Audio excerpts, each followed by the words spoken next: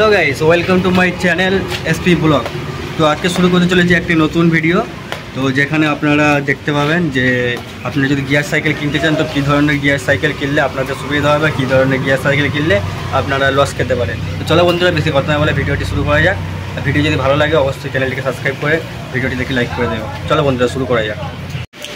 তো চলো বন্ধুরা, যেটা বলছিলাম গিয়ার সাইকেল নিয়ে, তো গিয়ার সাইকেল নিয়ে চলে যাচ্ছে। আপনারা যদি গিয়ার সাইকেল কিনতে চান তাহলে সবসময় একটা জিনিস খেয়াল রাখবেন যে সাইকেল যেটা নিচ্ছেন সেটা হচ্ছে যে কত স্পিডে গিয়ার নিচ্ছেন।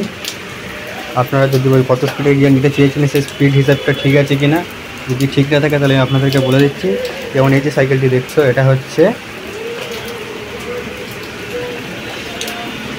18 স্পিডের গিয়ার, ঠিক আছে।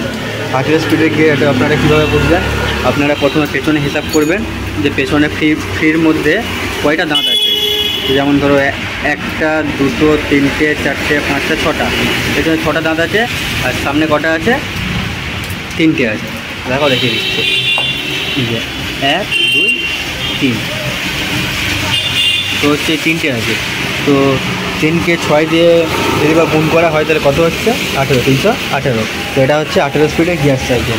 তো সাইকেলটি হচ্ছে হিরো কোম্পানির সাইকেল আছে, হিরো স্প্রিন্ট আছে, ঠিক আছে।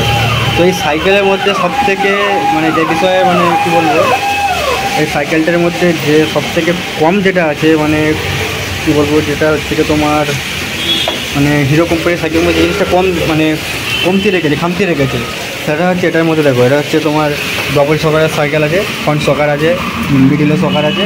তো এদিক দিয়ে একদম ঠিক আছে। এটা বিল কোয়ালিটির দিক থেকেও খুবই ভালো সাইকেল, ঠিক আছে। আর এটা হচ্ছে কি মেন প্রবলেম যেটা হচ্ছে সেটা হচ্ছে কি ব্রেকিং সিস্টেম। তো সবাই বলবে যে কেন ব্রেকিং সিস্টেমে প্রবলেম কেন? দেখো, এটা হচ্ছে পাওয়ার ব্রেক সাইকেল, ঠিক আছে। আর রিমটা কিসের আছে? অ্যালুমিনিয়াম। তো দেখতে থাকো ভিডিওটা, এরপরে বলছি সমস্যাটা কী হতে পারে।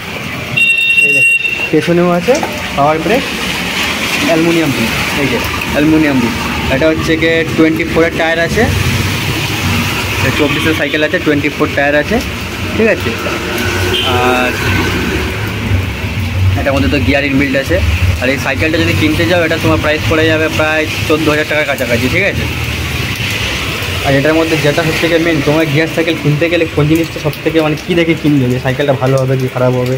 তো তার জন্য সবাই প্রথমে দেখবে ব্রেকিং সিস্টেম, হ্যান্ডেল থেকে শুরু করবে। হ্যান্ডেল দেখছো, এটা হচ্ছে অ্যালাঙ্কি হ্যান্ডেল আছে। অ্যালাঙ্কি হ্যান্ডেল ভালো হয়, খারাপ হয় না অতটা।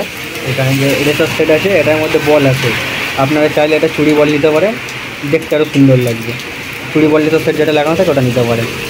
আর এটা হচ্ছে ফ্রন্ট সকার আছে। আপনাদের গিয়ার সাইকেল নিলে একটু সকার তো পাবে, কিন্তু মিডিলের সকার সব গিয়ার সাইকেল থাকে না। তো মিডিলের সকার আপনার যদি মনে হয় যে না আমার চেয়ারটা ভারী আছে, আমাদের এখানে রাস্তা প্রচুর খারাপ আছে, তাহলে আপনি মিডিল সকারও নিতে পারেন, কোনো অসুবিধা নেই। আর তারপরে একটা জিনিস যেটা খেয়াল রাখতে হবে, এটা হচ্ছে সাইকেলের মডগার্ড। সবসময় দেখে নেবে যে সাইকেলের মধ্যে মডগার্ড আছে কিনা, কেন বৃষ্টির সময় তো মডগার্ড না থাকলে পুরো কাদা মেঘে ভূত হয়ে যাবেন, ঠিক আছে। আর আরেকটা জিনিস যেটা খেয়াল রাখতে হবে সেটা হচ্ছে টায়ার। সবথেকে মেন যেটা হচ্ছে সেটা হচ্ছে টায়ার। আপনারা যদি বেশি মোটা টায়ার নিয়ে ফেলেন সেক্ষেত্রে কিন্তু আপনার সাইকেল চালাতে কষ্ট হবে, সাইকেলটা জাম মনে হবে। কেন? যেহেতু মোটা টায়ার আছে তো এটা আপনি প্যাডেল করে চালাবেন, এটা কোনো ইঞ্জিন বা মোটরে তোমাকে চালাবে না। যত পারবেন পাতলা চাকা, যত পাতলা চাকা নেবেন তত হচ্ছে সাইকেল স্পিড চলবে, আপনার কষ্টটা কম হবে। তো আপনারা যদি বা চান তাহলে আমাকে কমেন্ট করবেন, তো আমি কোন চাকা নিলে ভালো হবে সেটার বিষয়ে একটা ভিডিও বানিয়ে দেবো। তো এখন যেটা নিয়ে কথা বলছিলাম সেটা হচ্ছে সাইকেল নিয়ে। তো আপনারা যদি বা মনে করেন যে আমি 21 স্পিডের গিয়ার নেবো, তখন তাহলে আপনাদের কী খেয়াল রাখতে হবে? সামনের 3টে তো থাকবেই, আর পেছনেরটা 7টা হতে হবে, তাহলে 21 স্পিডের গিয়ার হবে। এইরকমভাবে সামনেরটার সাথে পেছনেরটা গুণ করলে কত স্পিডের গিয়ার আছে, তো এটা আপনারা পেয়ে যাবেন। তো গিয়ারের হিসাবটা আপনাদের ক্লিয়ার করে দিলাম। এরপরে যেটা আছে সেটা হচ্ছে যে ব্রেকিং সিস্টেম। তো যদি অ্যালুমিনিয়াম রিমের সাইকেল আপনারা নেন,